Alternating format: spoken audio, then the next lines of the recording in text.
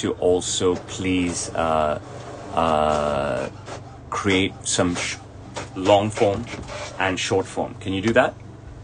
Yeah, for sure. That Great sounds stuff. amazing. And then we can collaborate. If you post it to Insta, we can co-host it as a collaboration, both the long and the short.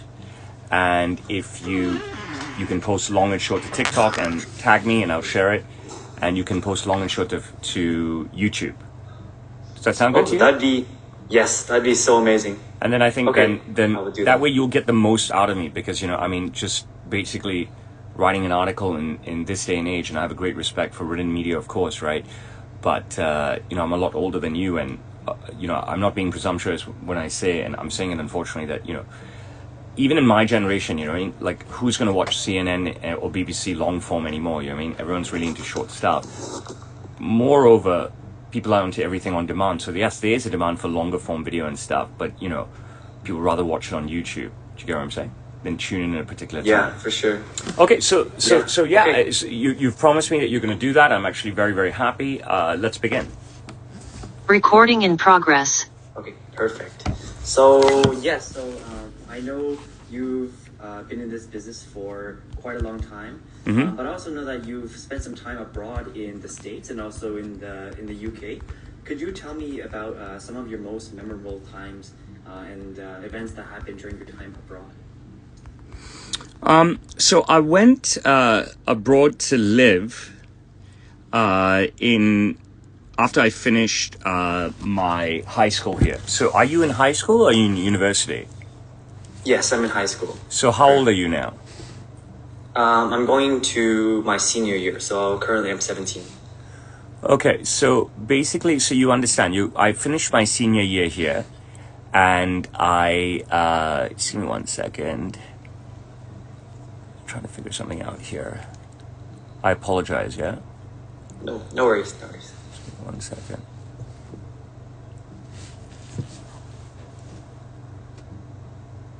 Just forgive me, I just want to get this stuff out of the way. And then I'm all yours. And if the record time sort of fails, right, we could just restart it. You can send me another link. Oh, yes. Okay, that would work.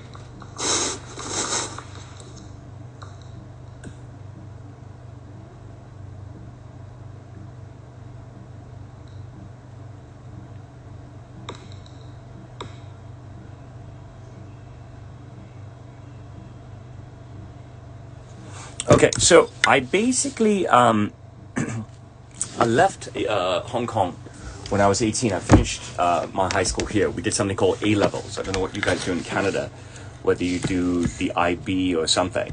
And I went to NYU, to New York University.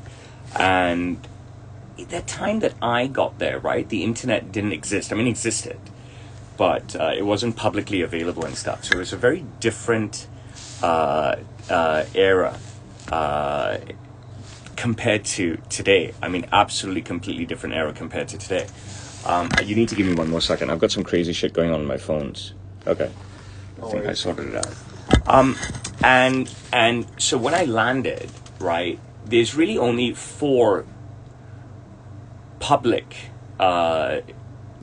television stations. So it was like Fox News, which was new at the time, ABC, CBS, and NBC. And, even the temperature, right? We calculate in Celsius, which is what you do in Canada, right? And the United States, yes, it's in Fahrenheit. And New York is a cold city, so it's just so fucking cold all the time. And it was very difficult to assimilate because it was so cold. And when you're landing there at that time, right, the information is not like it is today, where everyone just goes to their phone and finds out stuff, all right?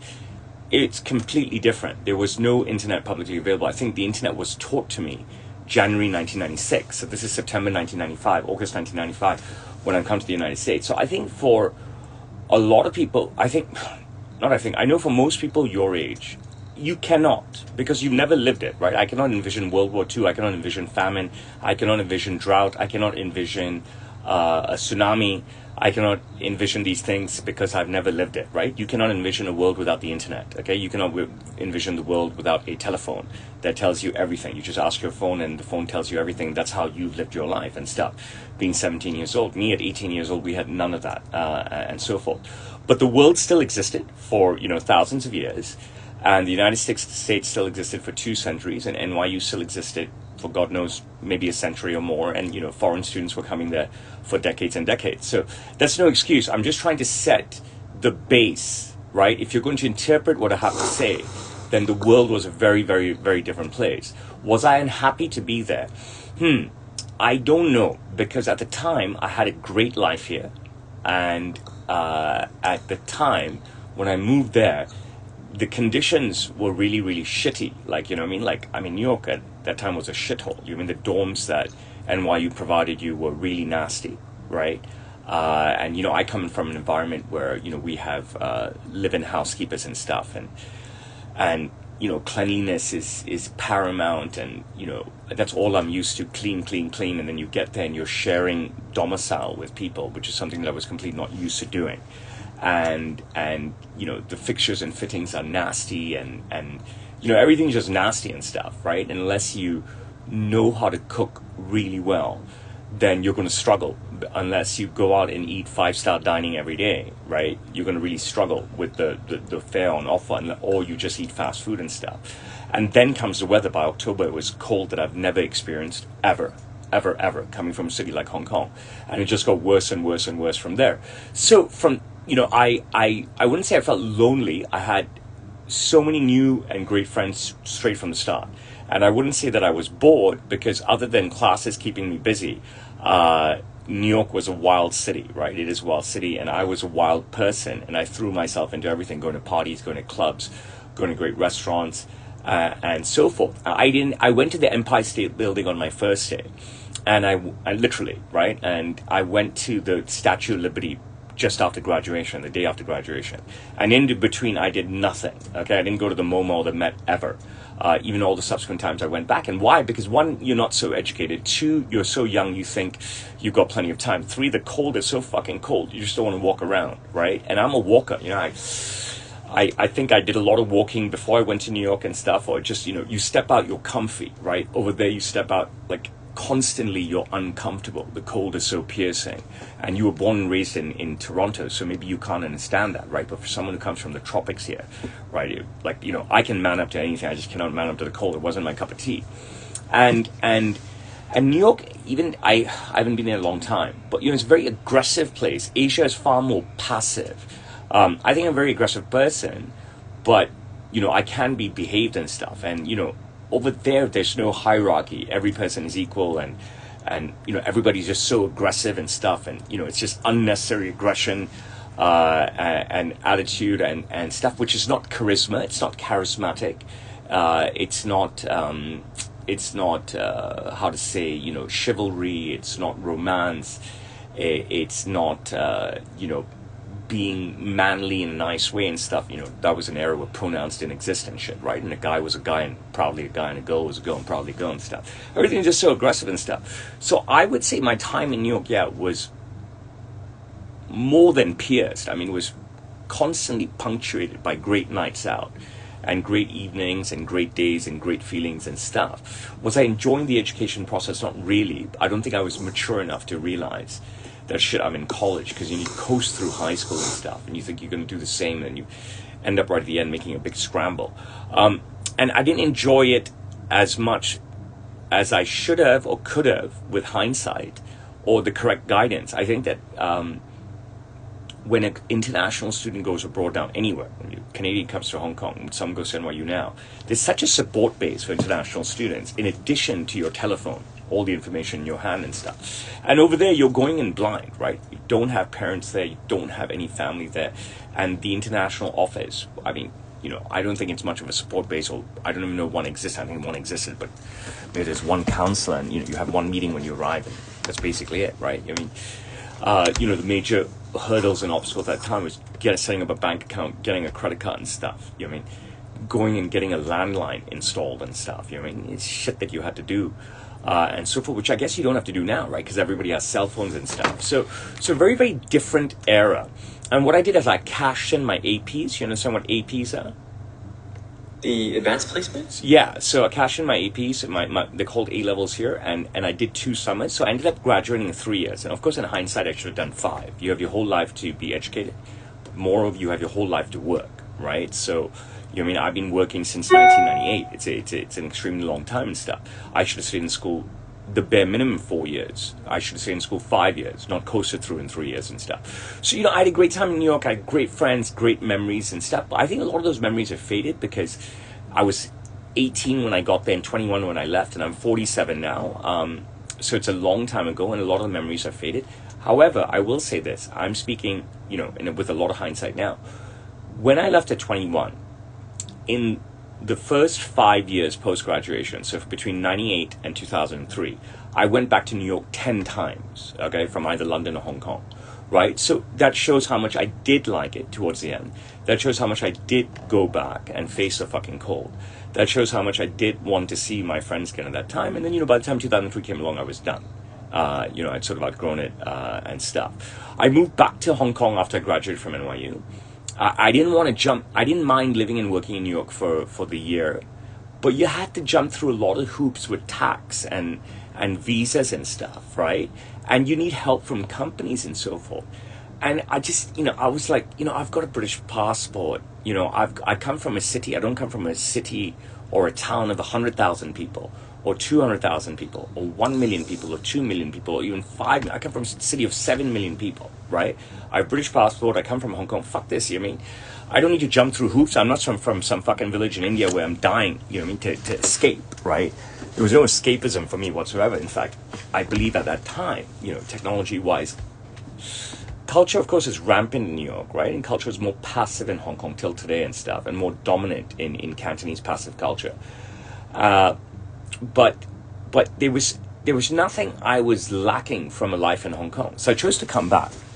And I got a great job here. I was working for a big British law firm called Herbert Smith, which I worked for 6 months. But 3 months into my 6-month stint here, and I had a wonderful time at Herbert Smith, big British law firm. I was grandfathered in thanks to my father's contact. So I was doing cutting edge work at a very young and experienced age because I was taken under the wing by some very high-powered attorneys, some very high-powered solicitors, very high-powered lawyers and stuff, to do a lot of their grunt work. But it was, you know, it was cutting-edge grunt work. It was something to do with it was telecommunications conspiracy work and anti-piracy work as well. You know, huge clients. And then about 3 months into my 6 months, I got an offer to go to London, and I said, "Fuck London, where do I sign?" Right? It was silly. It was from a different company, it was a startup. So I was like, I'd be silly not to take a job in London because you're going to a new city with a lot of hindsight. But I mean, experiences like this don't come along so often, where you're just, you know, cherry picked and said, "Hey, leave this job and come, and we're going to give you a job here, and we're going to pay you decently and stuff." So I wanted to experience London. I wanted to experience London with the slightly more mature experience that I had in Hong Kong under my belt, and the immature experience that I had the 3 years in New York that I had under my belt. And I moved to London, and, you know, I was better adept to deal with the cold. It was less cold than New York. People say that, you know, London is very gloomy and stuff. I found London, yes, okay, gloomy, but New York just dark, absolutely fucking dark. 4 o'clock, it's dark, and so forth. So I assimilated well. You know, with school, right, is this tension, okay? This tension because, you know, there's exams, there's homework, you know what I mean? All this take-home tension, which I don't want in my life, okay? You know, I'd rather study till 5, 6 in the class with the teacher and then, okay, I'm done, right? And do it Monday to Friday and not revise for exam. Who wants that shit long term, right? Who wants that constant tension? Projects, working with people, all this stuff, when there's no payback, right? Like, you know, education is for some people, and I respect people who choose education. I respect and admire, and I'm proud of people who do their masters and do their PhDs. I congratulate them. I say, wow. And I wish I could be that type of person. You know what I mean? I wish I could have gone ahead and done a doctorate and then into the real world. But I don't like that tension that you know, like, because you're not really conjuring stuff on your own, and I'll come to that in a second. Right, extension, homework, exams, revising, you know what I mean, studying. I didn't want that shit. And London was so freeing. You work till 4, you work till 5, you work till 6, you work till 7, you work till 8. When you work, you're done, and then you're done. Okay, you're done. And that low down the food chain, there's not that tension and stuff, right? The tension only exists during working hours. You're not taking it home with you, right? And Blackberries didn't exist. There were simple mobile phones, and the internet was all dial-up and not available on your mobile phone. So there's no tension, right? No one's giving you tension like teachers are giving you tension and stuff. And if you've got to pop in on a Saturday morning and do some work, because there's a lot of work. Okay, fine, great. It gives you the whole of Saturday, it gives you the whole of Sunday. There's no tension, okay? And theoretically, most people, most of the global population there, they leave on a Friday and they come back on a Monday. And one of the reasons I was hired, because they wanted more of a Hong Kong mentality, where someone's just not running away on a Friday at 5 or 6 o'clock and coming in on Monday at 9 and stuff. You know what I mean? They want someone to linger, to really get this work going off the ground, because it was a startup company and you're just bleeding cash in a startup, right? So you want people scrambling for you. But I was very young and happy to scramble, you know, no commitments, no children and so forth, right? So a really, really, really great time there. And once my first year contract was over, I was helping setting up a personal concierge company.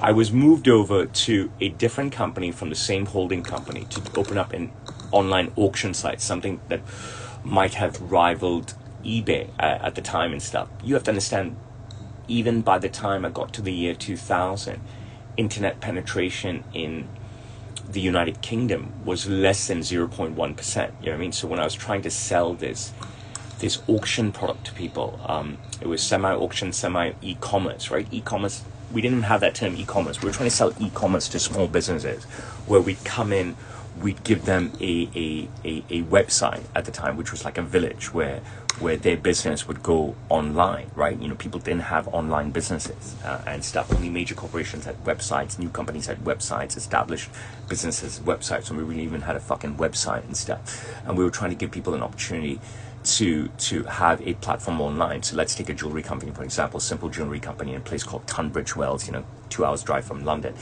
You're doing decent in Tunbridge Wells and stuff. Can we take you online? We were willing to go in and give you a computer. You can hear me, correct? Yes. Okay. You know, we give you a computer, we give you a camera, we teach you how to load your products online. You give us text and we load the text for you. You load the text yourself. We were so far ahead of the curve, okay, in trying to sell e-commerce to people, but they were nowhere near vested. Okay, no fucking chance. Okay, this was the UK, outside of London and stuff. You know, we're targeting small businesses outside of London. No way they were going to trust us and even pay us to do anything, even though we were going to be so forthcoming with actually giving them a computer. And, you know, at those time computers are fucking big, and so forth, and giving them a camera. Nobody believed, nobody was vested. So I said to myself that, you know, it was a struggle to start up this business, and the second business was pretty exciting, but they wanted me in more on a sales role, which, you know, included a lot of cold calling and stuff, which was shit. And my first role was more technology based. I was never a technology guy and stuff, but I really caught into it, and they trained me in networking. Wow, networking was huge back then, networking systems and stuff. I don't know what it is now. And they trained me in building a database, and, you know, I ended up building a database for them, asking, can I call it Roche base? And they're like, yes, call it Roche base, as long as it works, call it whatever the fuck you want. So I had a great skill set. My second role was more sales oriented, but it also entailed me to drive to Tunbridge Wells, which is about 1 or 2 hour drive every single day, and drive back. So about a month, and I said, you know, this is not for me, I'm wasting my time. And I was lazy. I did not want to update my resume. I was like, I don't want to do this again. You know what I mean? Like, I finished college, was working on my resume, interviewing with a lot of places, got a great job and stuff. I didn't want to update my resume with 1.5 years of information and stuff, and then go job interviewing in London and, you know, sit there at a computer and look for jobs and stuff, right? I had it easy, right? So even though I had found jobs to interview for post NYU, I was grandfathered into this job. And even though I had job offers based on my interviews, I was grandfathered into this job. So I just felt as though these people wanted me more, and there was more direction for me and more focus on me than me. And I thought that was, you know, very fortunate thing to have, compared to most of the global population, where you interview, you get in, and then you become a little cog in the machine and stuff, right? Whereas, so and it broke my heart to turn down the jobs that I actually got myself through the interviews I did myself, through the online application, in-person applications, telephone applications, mail, actual postage applications back then. But I made the right decision, and so I got that job, and then I got the other job through a contact as well. So it was my father's very good contact that got me this job. Great job. He is a guy called Mike Ellis. He used to be the aide-de-camp to the former governor of Hong Kong, Chris Patton, and he went to work for this law firm. Then it was my mother's contact who got me the next job. Her best friend's husband was leaving a major role at a big firm here at the time, and going to spearhead this startup with backing from a bunch of ex-Nomura guys or current Nomura guys who wanted to invest back in the UK and stuff, who feared Hong Kong post 1997, going back a long way and stuff. So I just thought, it's great to. I got the first job through my dad. I got the second job through my mom. Do I want to do this shit? No. Now, why did I come back again? I had at that time a globally famous business that had no presence on the internet whatsoever, and I wasn't enforcing that. Social media didn't exist, iPhone didn't exist, BlackBerry didn't exist. This is way before anything, and computers were still dial-up.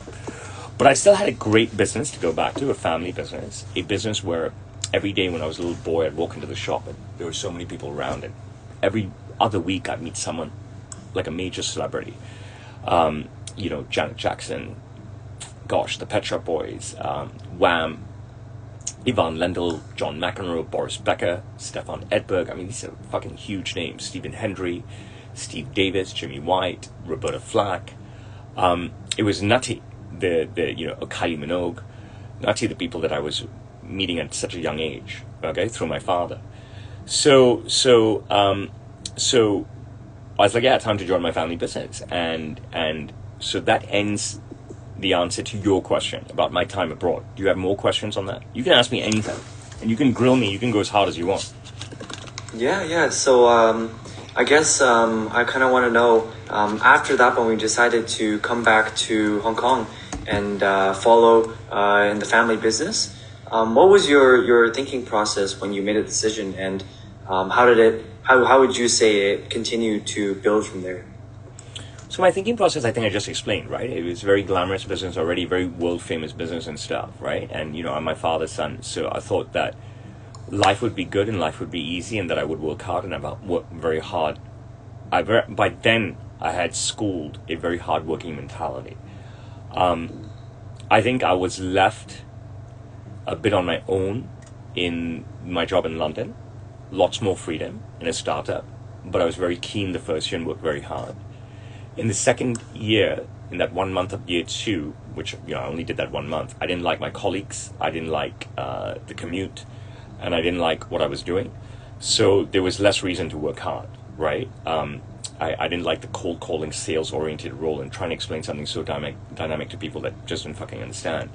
When I got into my business, I thought that my father would take me under his shoulder and teach me everything and love me and guide me, because I was his son, but it was very different. It was very tough. He didn't guide me and lead me. He just yelled at me all the time. If there's any changes that I wanted to make, or if there's any efficiencies that I wanted to create, I was shot down completely by my dad and my uncle. I really couldn't push the envelope on anything. There was no belief in me whatsoever.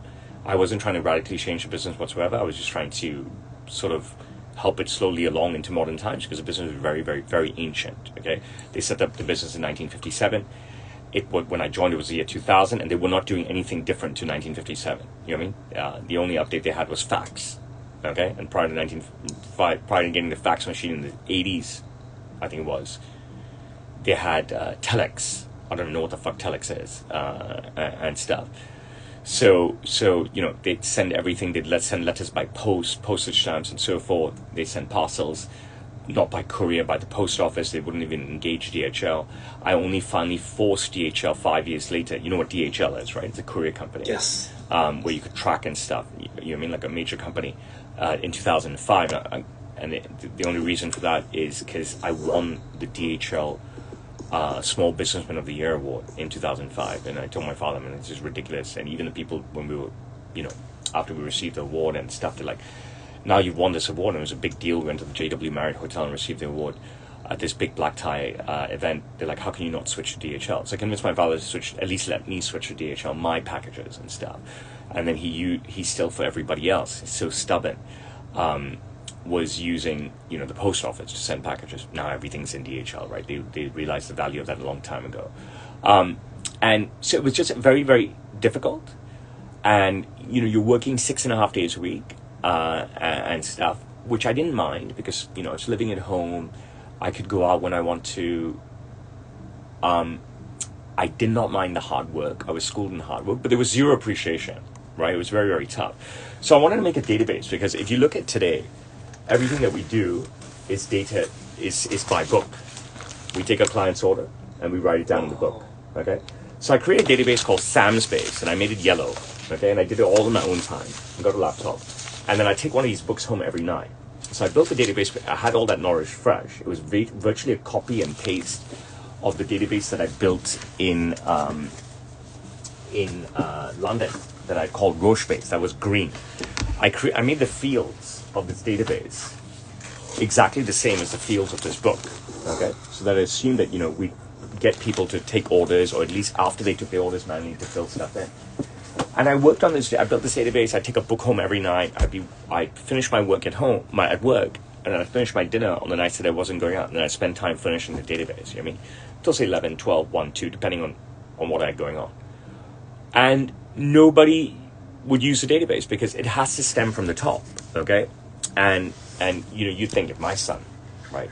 Even when you say he's 18, 21, 22, I can't build a database now. If he built a database for me, I'd be all behind him. And I think all our staff would as well, or at least I'd set the precedent for all our staff to be behind him. But, I got, before I did this, they were pressured by close clients all the time. People would tease them and joke with them, so my father and uncle, that, all hand stuff. This is back in the year 2000. Can you imagine now in 2024?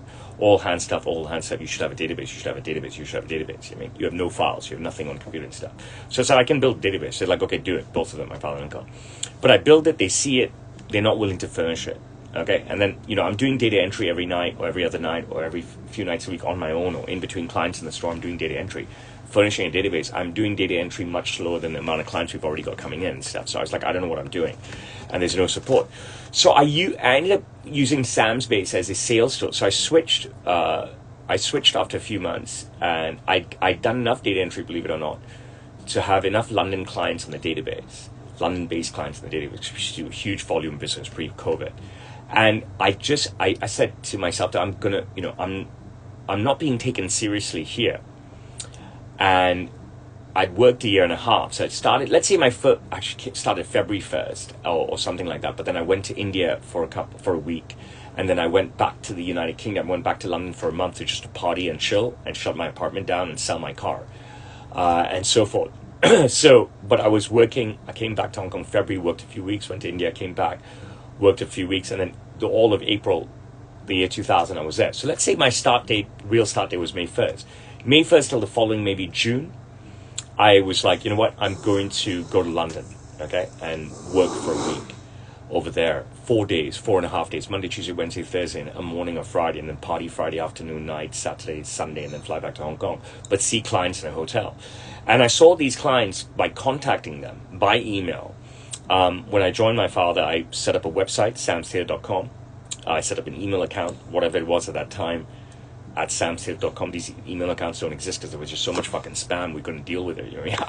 We created new email accounts. We would just get like 100 spam messages a day, became 1,000 spam messages a day, and stuff. And having a website was huge. Not many Hong Kong businesses had a website in the year 2000. It was like London 1999 all again, and so forth. Not many Hong Kong businesses had a fucking email address. I mean, think about how archaic the kind of stuff I'm saying is currently. So there was a lot of accomplishments on the personal front. There was huge accomplishments I'd already made my mark at Sam's Tailor, all right, in a tangible way, but maybe not in a public way, maybe not in a newsworthy way. But actually, that's not true. because very quickly the news got a whiff of me. And the South China Morning Post, which is our major newspaper here, which has featured me, umpteen times over the last 25 years, did a small article for me, an obscure article on how I'm taking SAMs online and stuff. And online wasn't e-commerce back then. Okay, online wasn't, the platforms, what you have right now, technology just doesn't exist. It wasn't even foresawn. Okay, and I think, if I'm not mistaken, they posted a video online. How? I don't know. I didn't even think they were online videos. Like you had to go on there and download the video or wait excruciatingly long for it to play. I don't know, but I know they shot a video. But also CNBC, massive news network, did a huge 30-minute slot on me. Okay, and what I've done, let me plug my website over and over again during a slot, www.soundshere.com. So I had very major media accomplishments very, very, very early in my Sounds Here career. And of course that's continued and continued and continued, right? If you don't believe me, you just Google me, don't take my word, right? And just keep going backwards and backwards and backwards on Google and think about all the stuff that was not logged, that was not uploaded in the early 2000s stuff, right? So I already had major media success then, but I didn't realize the magnitude of it. In fact, I think I mentioned the South China Morning Post thing in an interview I did, maybe my last interview, which I can't remember who it was, but I forgot about that CNBC interview. I think CNBC, right? In the United States, they call it NBC. Outside the United States, it goes CNBC. So, major network, right? Still exists. Global network. And yeah, I'm surprising myself right now by thinking, wow, I really, really did something huge back then. So huge that we got a flurry of emails from people, saying, hey, I just saw you on CNBC now. Now, listen, I'll tell you something. Media back then, when you had an interview back then on a major network, even if you have it now, it's fucking huge. But back then, it was even more huge because nobody had internet on their phone. They just didn't. And everybody just had internet that was dial-up. So there's no video, right? You're only surfing the fucking web and stuff, and it was all news. So everyone's watching the news. Everybody's watching BBC, CNN, whatever. So when an episode launches like that on a major news cycle and it gets replayed and stuff, you get a lot of global media coverage. And even in Hong Kong, when I went out, it was so fresh. I mean, people in their 30s, and I was a fresh 23-year-old when that happened, a 24-year-old, were telling me, hey, I saw your thing. I'm not a CNBC viewer at the age of 23 or 24, right? I'm not even a BBC or CNN viewer, but I got into becoming a news junkie very early on, soon after. And people in their 30s when I was out and about were saying, hey, great interview, randoms in the street, right? So if people were saying stuff to me then, randoms in the street, can you imagine how much people are saying to me now with the amount of social media exposure that I have when I walk around pretty much anywhere? So yeah, that was an early start. And, I went to London and I took some orders and, I didn't get much support from my dad or uncle. In fact, I got zero support. In fact, I got shat on. Everything is undermining me all the time. I don't want to make this interview about that though. And so forth. You're just going to have to take my word for it. And all I want to do is break even. All I want to do is break even. And, I broke even. And I turned Sam's Base for a few years into this roadshow tool. So I went to London the next year, went to London the year after, and New York as well, and stuff. And I turned it to a roadshow mail order tool. But I wasn't getting support. So I'd take orders, whether I take mail orders through my laptop in Hong Kong, or I took mail orders on these roadshows that I did in the United States and the United Kingdom. I had to process everything, right? There was no seniority for me at the time, and there was no staffing at the time, no support. And even though clients had paid, and we've cashed in clients' credit cards at that time, you know what I'm saying? Like, there's no support to make the goods, check the goods. There's no priority for me. There's no support to pack the goods, fold them, pack them, mail them. So by 2003, I was just like, New York, I said, you know what, fuck this. I'm not doing these roadshows anymore. I did 4 in 3 years, 2001, 2, 3, 4 in 3 years. Got no appreciation, no support, no whatsoever. It's breaking my heart, but I can't continue to be shat on. So that was that. So I think I've answered, expansively your next question. Your question. Do you want to move on to the next one? Yes, for sure. So I guess you talked a lot about the things you've learned throughout your journey as a businessman, as an entrepreneur. And I kind of wanted to ask you for what kind of advice you would give to young up-and-coming entrepreneurs. Because I know this day and age, it's evolved so rapidly and the world has changed so quickly. So if there's one thing that you could say to young entrepreneurs now, what would it be? Okay, when you say young, how old? Like, my age, college age, You're only early 17, 20s. okay? I don't want to sound condescending whatsoever to anybody, okay? And stuff. And this is what so I spoke to a university. The first university I ever spoke to was Oklahoma Wesleyan University. I can't remember when it was. 2005, 6, 7, 8, many, many years ago. And I've spoken to many universities subsequently. But so I had, I was in my store, I had about 40 or 50 students around me. It was the first time I'd ever done any sort of thing like this. It's not a prepared speech, it's a Q&A and stuff. I wasn't going to prepare a speech and write a speech and say stuff to them, right? First time I handled myself in a Q&A, I chugged a bottle like this, I don't know, in the first minutes of it and stuff. And I was still very young in my career. And I don't know if I was nervous. I know by the end of it I was wiped. And I know during it I was not charming. I was quite serious. Because the first time I was doing anything like this, I was not charming. I was not... I didn't dominate the audience. Because I was so young. They were similar age to me anyways. And it's the first time I was doing this. But I didn't cower, I didn't stutter. I don't cower, I don't stutter, I don't do ums. I don't look down and read from something that's not me, right? I'm a free flow talker. I was so drained and so humbled by the end of this talk. But one of the last questions I was asked, I don't know if it was 20 years ago, was the same question. And I said to them, and I'll say it to you, okay? See, you'll have your whole life to start a business, okay? You have your whole life to work on your own, okay? And it can be very lonely. It can be very arduous. It can be very time-consuming. And it can be very tension-filled because all the pressure is on you, okay? You have your whole life to do that. What you necessarily don't have your whole life to do with, and a lot of people will argue with me on this. They say people go back to school at age 40, get requalified, start a new career. Great, okay? I really don't give a fuck about those people. I'm talking about the advice. I'm talking about the answer to the question you've given me. There's such a methodical pathway laid out for young people, fucking globally. Okay, I'm sure in North Korea also. Okay, and in Russia. Okay, the path may be to the army, but it's at least laid out. Okay. You have paths laid out for you young people, all right?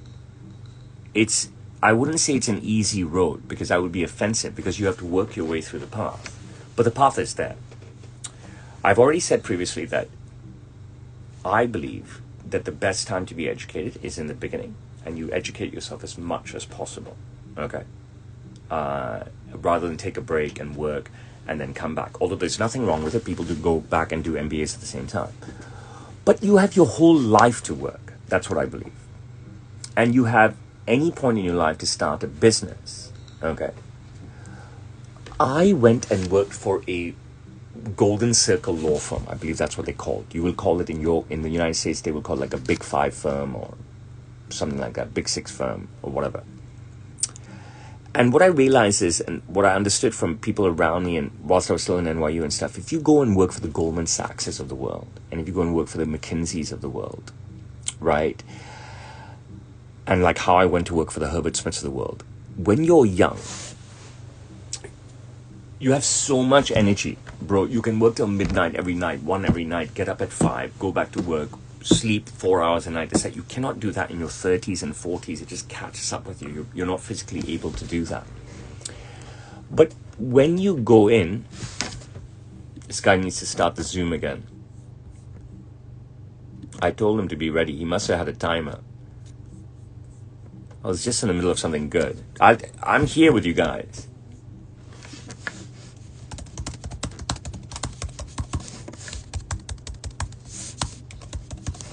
There's a problem with people who use stuff for free.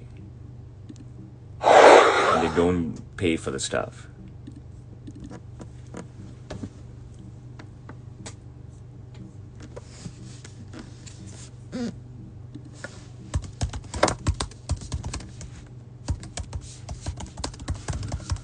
And I can answer questions from you guys after this interview as well. But whilst I have you, please help me to like and share the live.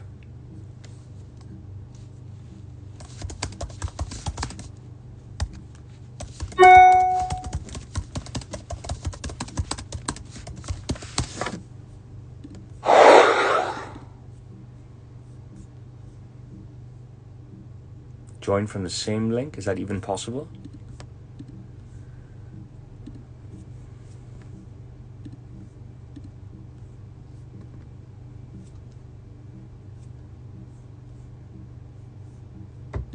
Recording in progress. Okay, we back? No, I'm not back. Are we back? Hey, Roshan, sorry, can you hear me? Sorry about that. I can hear you. Can you hear me? Yeah, now you can see. Yes, me. I can hear you. Okay. Perfect. So sorry about that. No problem. You're recording, right? Right? Yes. Yeah. So you have your whole life to be an entrepreneur. You can become an entrepreneur when you're 50, when you're 60, when you're 70, right? You can't say to yourself that, oh, how will you do it when you're 70 years old and stuff? And whatever, you could have a son and a grandson. You could all start something together, right? I'm being presumptuous here. You could have a daughter and a granddaughter. Sorry. I think in this world, what I really don't like is, being crucified for the terms that you use. You know what I mean? I make no apology whatsoever. Actually, when I realized that, I should say woman instead of man or this or that, it's just really me shitting on the younger generation. It's just me shitting on the left. It's me shitting on the wokers. It's me shitting on the liberals, right? Because, just because I don't talk the way liberals and wokers and leftists talk doesn't mean that I'm some sort of fucking pig, right? So I really don't care how I'm interpreted, right, and stuff. But I think if you look at all my interviews, if you look at my videos, and when I realize that, oh, I said man, and I said son and stuff, right, at least I realize how I'm speaking, which means I am educated and I am aware. And what I'm educated and aware about is that, one, everybody is equal. I never denounced that. But two, how shitty, the left, the wokers, the liberals, the pronoun fuckers, the fucking all the fuckers are. You know who the fuckers are, right? All the fuckers, right? They're all fuckers, seriously. Right? Self-obsessed, homogenous fuckers. Lululemon fucking wearing freaks. So, I'm giving you some great sound bites, you know what I mean? You really need to cut this up, bro. You know what I mean? I granted you something. I'm someone who has spoken to the world's media and stuff. And I agreed to do this because you were so young. I didn't want to turn you down. I didn't want to disappoint you, considering how young you are, right? But, I'm giving a very candid interview and stuff. In return, I really want you to work hard for me, okay? All right? You don't have to do all the work at one go, but you've got some great content. I really want you to cut it up and put some great videos out there, all right? You got to do that for me, otherwise you'll have let me down. It's a big job. Now, so you have these pathways already set for you. You've got college, okay? And I don't believe that if you don't get into a major brand name college that you failed. Fuck that. I mean, you're telling me that there's only stupid teachers at community colleges? I think that's bullshit. You go to community college, you get an education. I mean, it's all about the interview and getting the interview, right? You can be more successful than someone who went to Harvard, potentially, okay? If you know how to, one, find yourself great interviews, okay? If you're at Harvard, I mean, people lining up. Two, you've also got to crack the interviews, right? You know what I'm saying? So if you're great at interviews, right, you'll get it. But there's so many jobs out there, okay? There's so many jobs out there.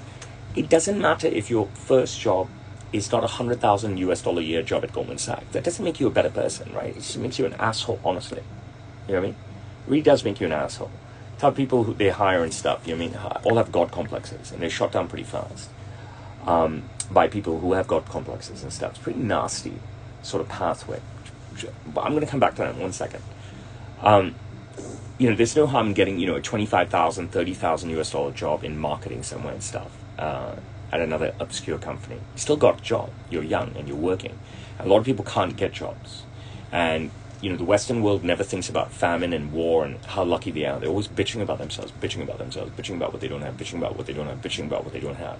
Jesus fucking Christ, people don't have electricity, you know what I'm saying? But, I think those Goldman guys, right?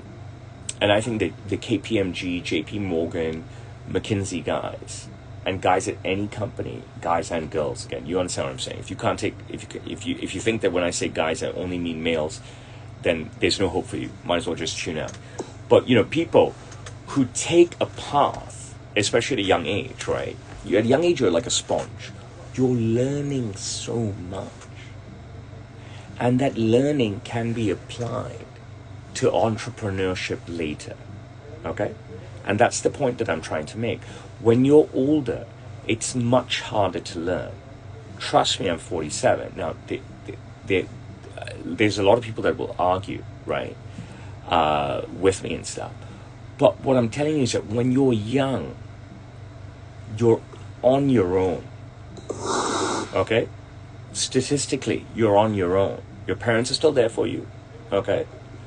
You don't have children, you don't have a spouse, and so forth. And, you know, if you're 21, 22, 23, and you're bringing a girl back to a shitty apartment, they'll understand it, right? You know, if you're 31, 32, 33, and you're bringing a girl back to a shitty apartment, they're not coming, they're not staying, okay? You've got time on your side, all right? You've got so much time on your side, so much time on your side. You can use that time to work hard for other people, to earn money for other people, and in tandem make good money for yourself. But you're learning so much at organizations. If you become an entrepreneur very early in your life, okay, like I did, if you become an entrepreneur very early in your life, you're not learning, right? You're suddenly, if you're a startup company, okay, like you may be doing great things, but your focus is very narrow. Your focus is only on you, and your business, and your potential clients, and your supposed staff, and whatever. You're not learning and interacting with work cultures outside, okay? You're not perhaps going for drinks and dining with like-minded people like you, okay, who may have thoughts on entrepreneurship and stuff. You're not being schooled by your bosses who have just come from the stage you've been at. You're not being schooled by your big bosses and stuff. You're not trying to suddenly, you're not in a situation where you're trying to impress someone. And, you know, part of growing up in life, part of maturing, part of developing as a human being is learning how to impress somebody, okay? And when you work in a proper working environment, again, I'm going to try and stop making these disclaimers, not that entrepreneurship is not a proper working environment. When you work in these, you know, traditional working environments and stuff, right? You get work culture, you get bosses, you also get rules that you have adhered to, dress codes, right? Not hitting on members of the opposite sex, not swearing in the office and stuff, you know, going for lunch at a specific time. I know these things don't exist anymore, you know what I mean?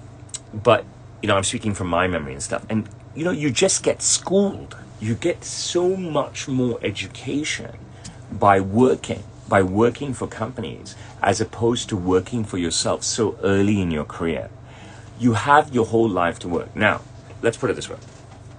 I started working at 21, all right? Because I graduated in 3 years.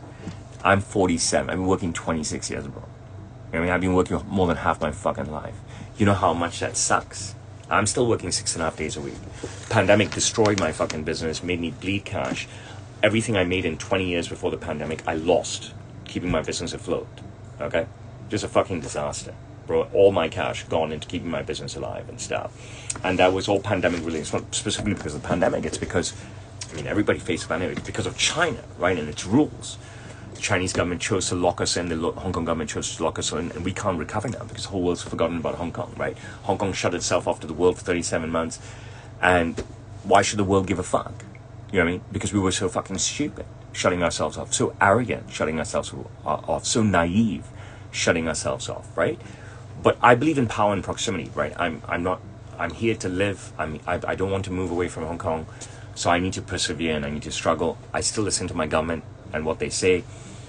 The light is red, I don't cross. The light is green, I cross. I pay my taxes, whatever, this, that. I'm a patriot and stuff. But also, you know, much to the disbelief of the Western world, right? You are allowed to say things about your government. You know what I mean? If I think my government made a massive mistake with its COVID policy and stuff and has decimated businesses like mine, then I'm allowed to say it, right? I'm not going to be locked up for it, all right? Much to what they tell you in your media. Now, with a steady job, not only are you being educated, you might also be putting aside a nest egg. Okay? Slowly but surely, if you're smart enough. With a steady job, you might be able to acquire assets. Those assets could be very simple assets that start by, equities in your own company, other companies and stuff. Maybe you can't afford to buy Microsoft stock, you buy some fucking other lower end blue chip stock, like buy a utility company. And so forth. It's far more complicated in the West, I think. Here, you've got steady companies, utility companies and stuff, which are very, very steady. We have such a steady economy here. You also continue to gain that knowledge. You continue to gain a lot of contacts. You have the opportunity to job switch if you wanted to, gain other contacts. You have the option, like I did, where a company will relocate you. And then, whoa, suddenly you're not in Toronto, you could be in Vancouver. You're not in Toronto, you could be in California. You're not in Toronto, you could be in Hong Kong or Dubai or Riyadh or somewhere or in Doha or in Sydney. Okay? So, all these things are a possibility, right? And the longer you stay in school, if you finish in 4 years normally rather than my 3, you get a semester abroad or a year abroad. You finish 5 years, you get a semester abroad, a year abroad. I didn't get any of that stuff, right? Do I have regrets? How do I have regrets? Because I have been extremely successful at every point in my career. And the whole China locked in thing and, me being wiped out and stuff was not my fault, okay? Still during the pandemic, I was a global fucking social media success, live stream tailoring, crazy videos, you know what I'm saying? But very little income in terms of what we had before, and not enough income to support the massive business that we had. Okay, not enough income to support what we were leveraging, such as properties. Not enough income to support the amount of employees we had, which we didn't want to fire. And Hong Kong sort of bounced back. But before you put yourself in my situation, and this is my 25th year working at Sam's, and maybe my type of entrepreneurship is a little bit different from a young entrepreneur wanting to start their own business. Family business is a little bit different situation. You've already got some sort of shelter and foundation.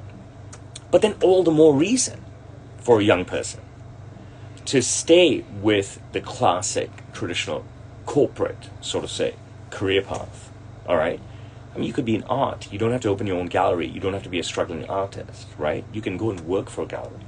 Okay, you can be the fucking receptionist and paint your own stuff, right? You can go for work in auction house and paint your own stuff, right? You don't have to go all in and say, fuck it, I want to open my own gallery, or go all in and say, I want to be a full-time fucking artist, okay? And all I'm going to do is fucking paint or make fucking pots.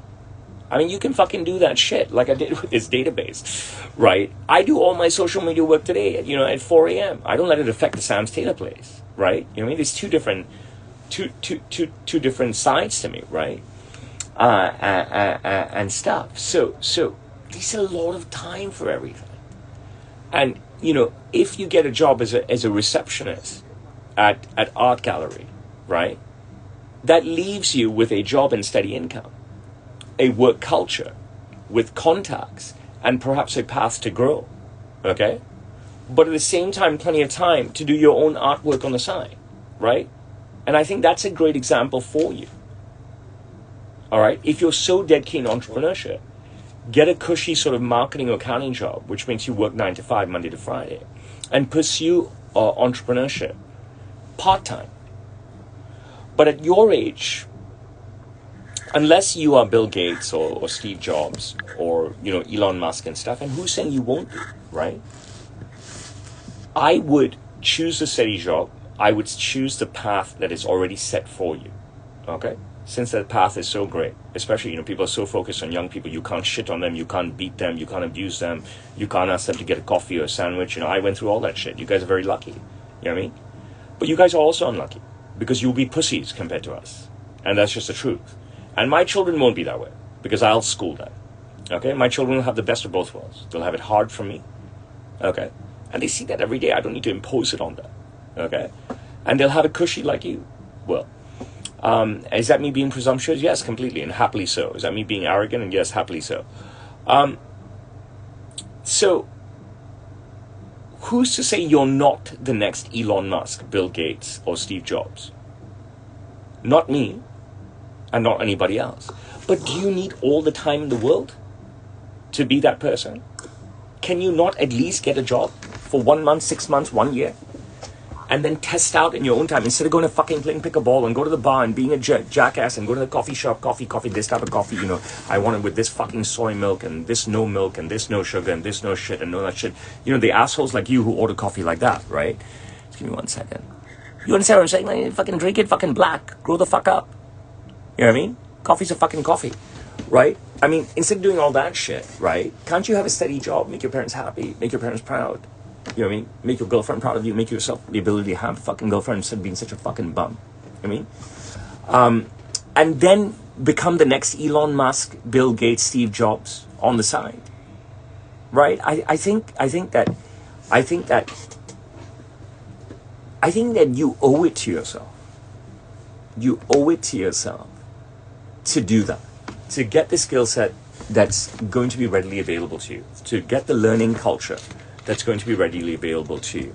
And still try your hand at entrepreneurship on the side, because there's plenty of time to do it. The thing is that, young people, and it's not about a lack of optimism. I'll explain something to you. Djokovic doesn't get on a court and say he's going to fucking lose a match, right? Then there's no point in him going out on the court, all right? When you do something in life, I don't get up today and say I'm going to lose money, right? You know what I mean? You can't believe that, right? If I'm going to go to a bowling alley and say, fuck this, okay, I'm shit at bowling. I don't know how to bowl, but fuck, I want to win, okay? If I don't win, I don't win, but I'm going to fucking try to win, okay? If I go into a golf simulator, you know what I mean? Jesus, I'm not I'm worse than Happy Gilmore, Jesus. But I'm going to hit the fucking ball as hard as I can. Give a fuck. You know what I mean? I'm going to make my mark. I'll come last year. I'm going to make my mark on the day. The day's going to be about me. You know what I'm saying? So, nobody's saying that you're going to fail, but you have to say, you know what I mean? That is the possibility, right? So why do you want to waste those early years? Okay? When you have this trampoline, when you have this hammock, when you have this safety net, why do you want to waste your early years on that potential failure? That's not me being a pessimist at all. I think in my role at Sam's Tailor, I have done many, many different things under the Sam's Tailor and Roshan Melwani umbrella at the same time, in addition to taking care of clients and stuff. Okay? And then I went on to, having a family, getting involved with government, just doing everything, involving with the world. And so forth. There's so much more that I'm doing at this age. So I think you've got plenty of time for it, but there's no way at this age am I suddenly going to, it's not happening, bro, where I'm going to go and try to apply for even an EMBA, so a part-time MBA, rather than a full-time MBA, okay? There's no way I'm switching now back into that path, okay? I cannot sit and fill out an application form. I cannot sit with a fucking school interviewer and fucking prove myself to them. You know what I mean? One committee my father wanted me to join at the Hong Kong General Chamber of Commerce, right? I was happy to join and lend my thing. So they passed me on to the secretary of the guy who runs the thing. She's like, send me your CV. I said, are you fucking stupid? You fucking Google me. I send you my fucking CV, you fucking bitch. You know what I'm saying? I mean, if you fucking want me, I'm willing to work for you. Do you understand what I'm saying? I've asked my kid's school. I went to the school, fucking asshole, woke fucking school, all right? I went to this fucking school. I said, let me come and speak to your leavers, your seniors. Let me come and speak to you. So ask multiple principals, this, that. One bitch who worked for the principal said, you send us your CV. I said, are you fucking stupid? I'm more famous than your fucking school. You know what I mean? You're assholes. People globally know who the fuck I am. I just went to Dallas, Texas. Everywhere I walked, everybody knew me. Who the fuck knows your school? I'm your fucking alumni. I'm paying through the nose for 3 kids to go to this fucking school. My father paid through the nose for his 3 kids to go to this stupid fucking school. You don't want me to come and fucking speak to your leavers, you bastards? I've seen other people go. You know what I mean? Because I'm too politically incorrect? Fucking cunts. You know what I mean? Wokest cunts. So what I'm trying to tell you is that, bro, at this age, I cannot suddenly fill out an application form for full-time MBA at HKU. Fuck HKU. Some shit college in Hong Kong. Okay? Find me the worst college in Hong Kong. I'm not going to fill out an application form, bro. at 47 years old to go to try and basically get into an EMBA or an MBA program. I cannot go. Look at the way I'm talking to you. You think I can sit in a classroom and talk to a teacher and listen to a fucking teacher and learn? I mean, it's fucking impossible, bro. The transition later on is very, very tough the older you get. Okay? Now, people on the flip side who have been in I'm being presumptuous here, but I'm being presumptuous because I've seen it over and over again. I've seen it over and over and over again throughout my career, and even before I started Sam Still, I saw the guys who moved to London and started their own thing and left corporate Hong Kong. So I want to make a couple of it right where people work for 3 years, 5 years, 10 years, 12 years and stuff. Now, listen to this, it's important. And then they go out and try their hand at entrepreneurship, okay? Which is an amazing thing, great. This is the most important part of the advice, okay? It's very easy to talk about the positives of, okay, you've got 3 years, 5 years, 10 years, 20 years under your belt in the corporate world, okay? And now you've gone on to be an entrepreneur, okay? You have all these contacts, you have all this experience, you make this money, this, that. So those are positive things. There's another positive thing that you don't realize, okay? Is that if you fail as an entrepreneur,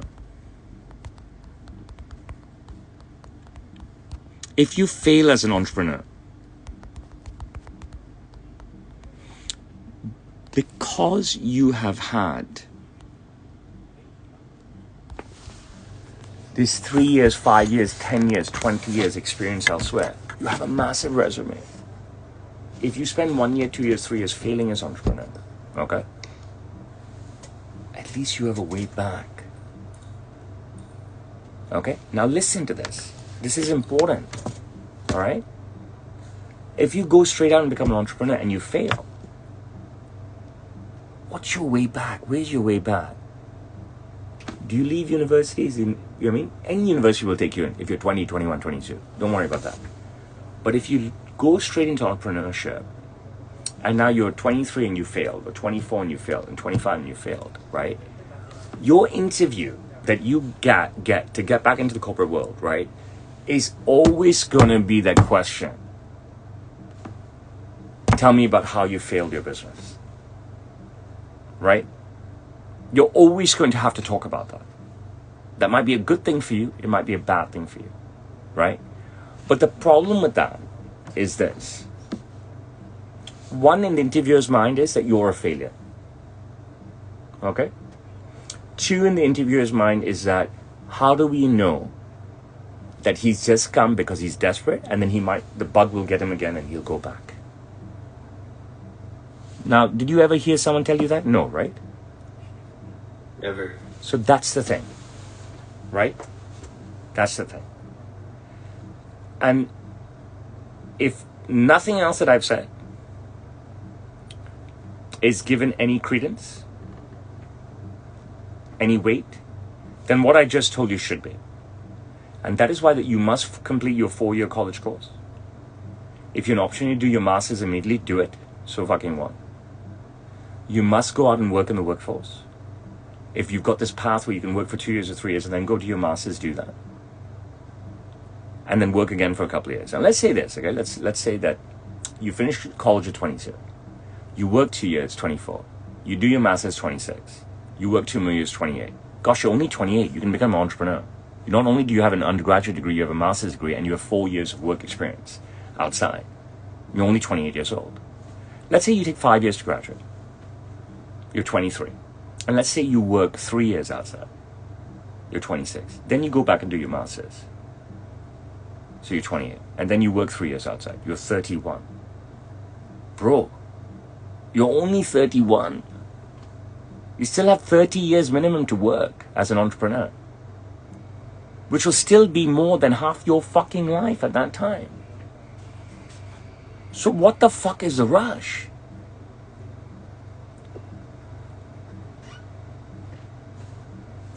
You got a great answer there, right? One you didn't expect. Yeah. Wow. Yes.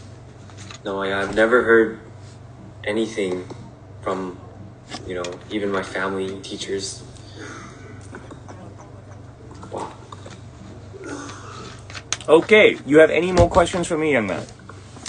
Yeah. Well, I don't want to keep you. You for have too me. long. I So know. tell me what you have for me. Yeah. So I guess one question would be, through all your years of working, you definitely encountered so many different challenges. I guess one more question is, how do you keep yourself motivated? Bills is one thing, right? I think that you have to pay bills, so you have to work, okay? Pay for 3 fucking kids, I gotta pay for their fucking lives and stuff, right? You know what I mean? Bills, my lifestyle, okay? Once you have a certain lifestyle, you keep attaining a certain level of lifestyle, you don't want to let go of it, right? If you're staying at the Ritz-Carlton, suddenly you want to always stay at the Ritz-Carlton, okay? The only thing that I don't splurge on is like business class tickets, because a complete waste of money. The jump up is too high, you know what I mean, for a 12-hour journey and stuff. It's just stupid.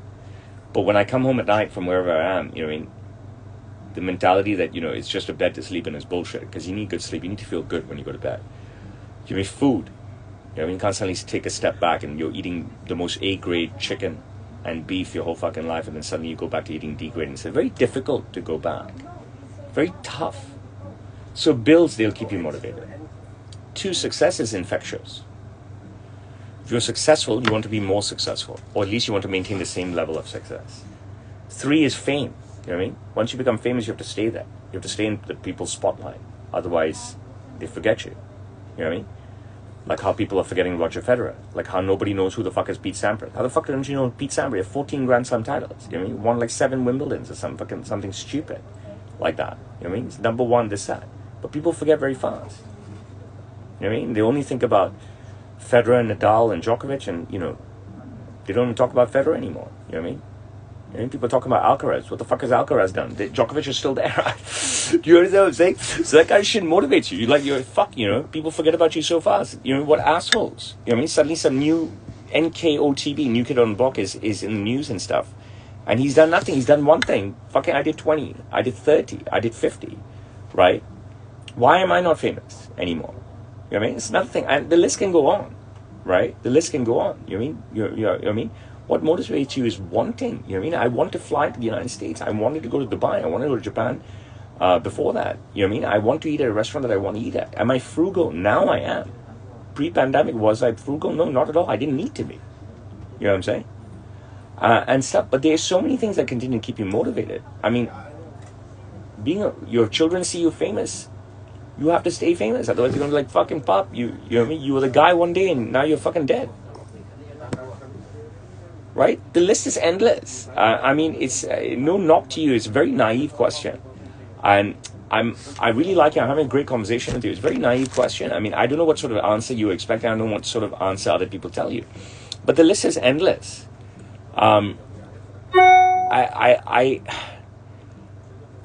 Successful people are always motivated people. They just come hand in hand. Right? And they are more motivated people than they are unmotivated people. A lot of motivated people just don't experience success. But you can't fall into success, right? Unless you're like, I don't know, suddenly someone sees you at a fucking diner like some Hollywood star and says, I want to cast you in my movie.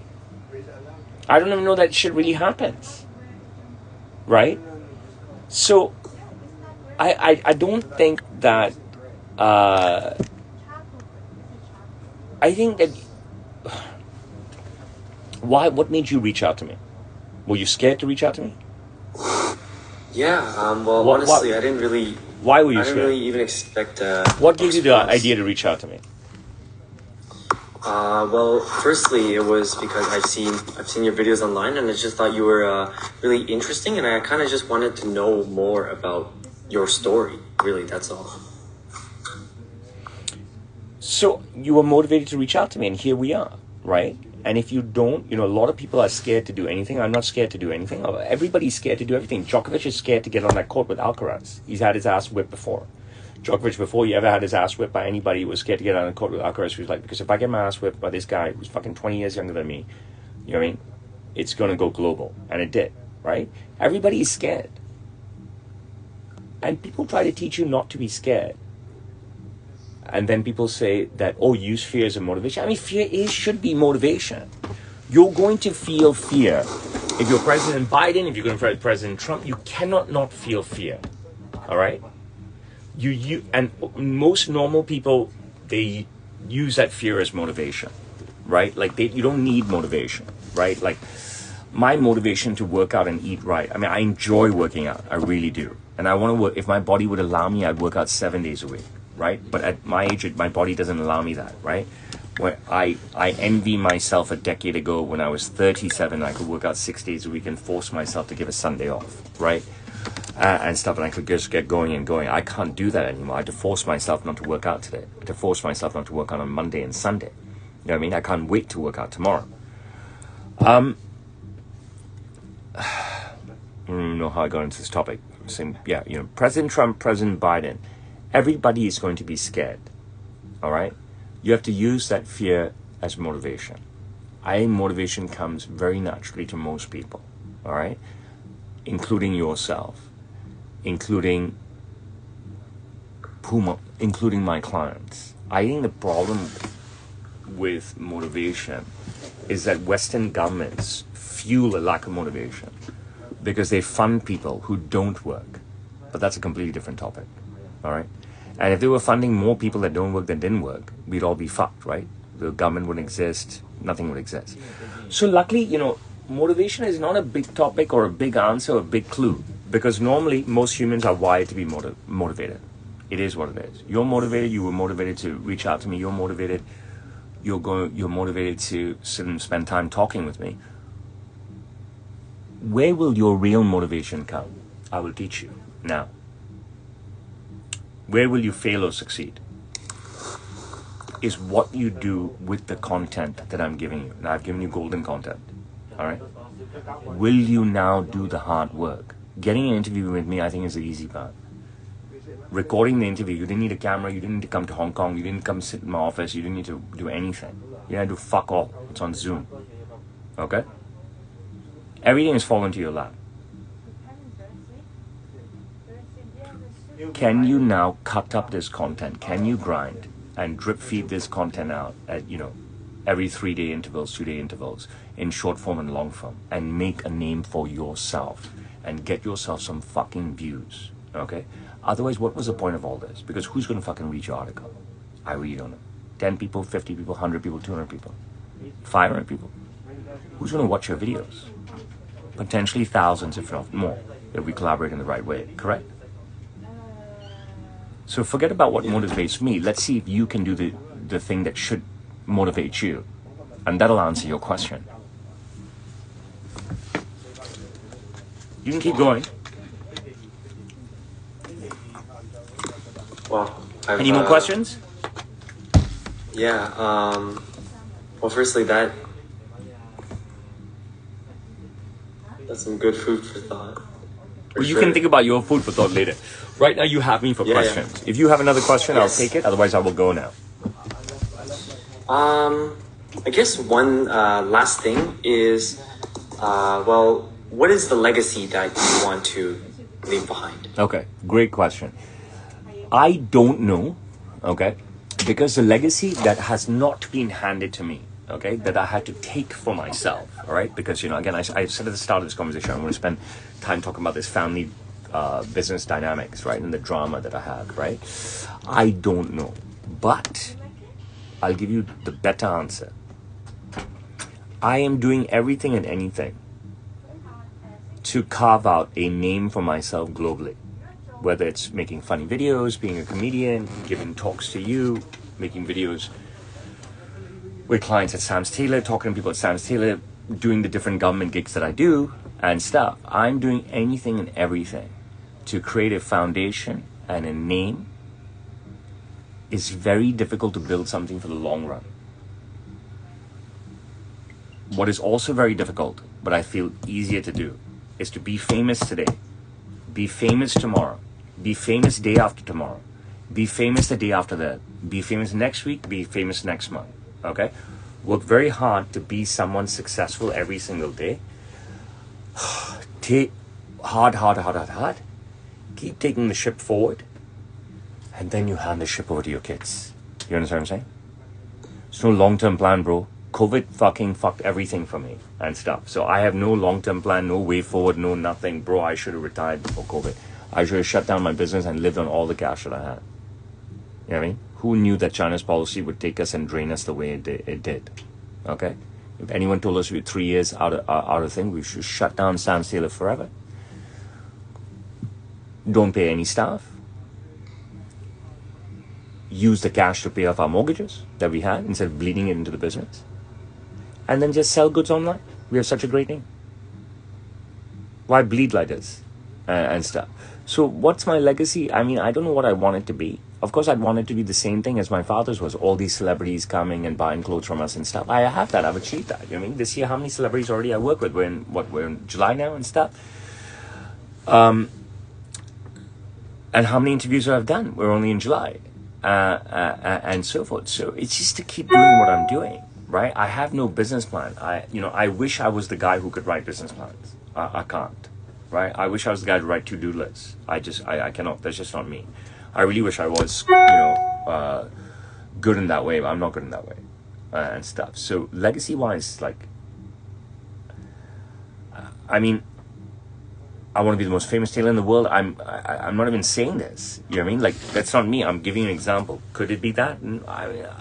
That's not me to say that. It's not me to say what I want, right? It's for me to do stuff and see what happens, right? Of course, I want to fucking win the lottery, bro. I don't want to work. I'm done, man. 25 years is a long time here at Sam's, right? I just want to win the lottery. It's not about what I want. It's about what I have to do. And look at my Insta stories this morning and stuff, and you can see what I did yesterday. And I dragged my son Rian with me, right? And got his first taste. And this thing was outdoors, 1 hour in the baking sun. What kind of idiot organization? This is a massive organization. Paris Saint-Germain and New World Hong Kong have me come to something, host something with a Chinese celebrity, okay, Cantonese celebrity, in the middle of July, 2:30 to 3:30 in the afternoon. I'm drenched, absolutely drenched. And, if I wanted to walk out on this thing. I was like, bro, I don't want to be here. I got there and I'm just, it's 2:30 in the afternoon. How can you have an event outdoors? Who the fuck has an event outdoors? Okay. In Hong Kong in the afternoon on a weekday. Okay. Invite guys in suits and stuff, right? Like, you're just dripping in sweat and stuff. And, it's 2:20 when I got there. 2:30 is like, oh my God. I never look at my watch. It's 2:35, 2:40, 2:45. I said, bro, I'm soaked. I felt so sorry that, I dragged my son to this thing. But I said, we need to make something out of this and we need to stay. And we stayed till 3:22 because we don't look like beggars and stay till the end 3:30. So and we put in an hour of our time and stuff, and I was just completely fucking drenched. And I worked the rest of the day fucking soaked. I was like, there's no point in going home now, taking a shower, etc., and coming back to work, and then again going home and taking a shower before going to bed. And it made no fucking sense. So, legacy, how do you plan on anything? Another COVID could come. You can't plan on legacy. This guy cut out again. Fucking A, man. Apply for Zoom. Pay the package. Where's this guy now? How to find him?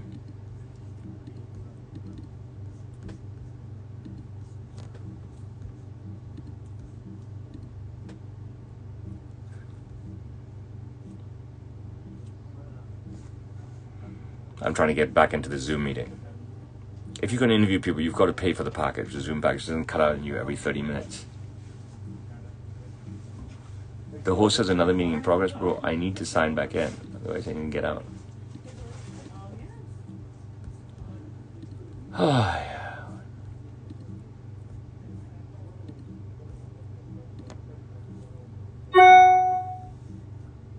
Now he sent me another link.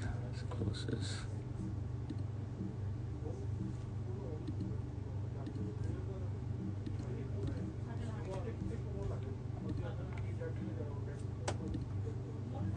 This guy, I can't get into this guy's thing.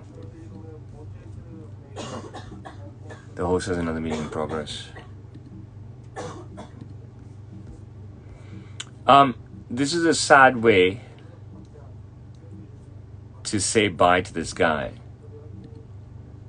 But he needs to be better prepared. And I've got at 12 o'clock and I want to go take a massive piss and freshen up. To meet my clients at 12. This is the third time I'm trying to get in. I think I will get in now. No.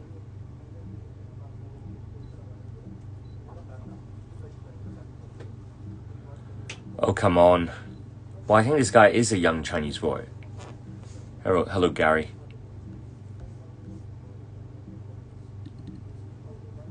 Oh, come on!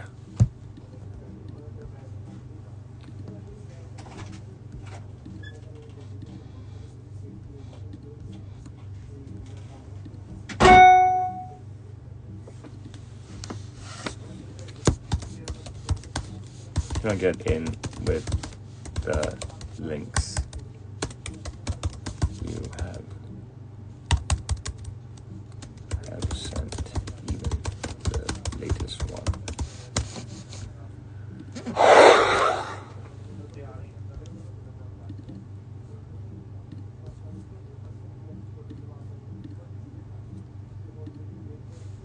Can I get in with this guy?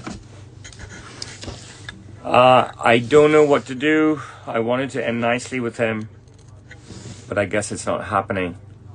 And I don't want to waste your time here, guys, and stuff. So, what do you think about coming to work in Hong Kong in the corporate world nowadays? Please come. Gosh, the tax rate here is only 17%. You won't even pay that. Any business, start a suit business or a shop, I mean, go for it. You really want to get into my business when, you know, I am struggling? Here we go.